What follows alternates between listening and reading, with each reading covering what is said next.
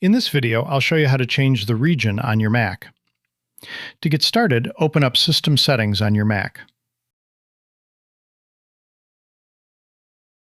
Next, click on General in the sidebar. Scroll down a bit and select Language and Region. In here, you'll see a setting called Region, which shows your currently selected country. Just click on that and choose your new country from the list. When you change this setting, any websites or apps you use that have region detection will automatically recognize the new country you just set. Also, your date format and number format might change to match the standard of that specific region. Here's a quick tip. If you change your region but notice your time zone hasn't updated automatically, your date and time settings might be set to manual.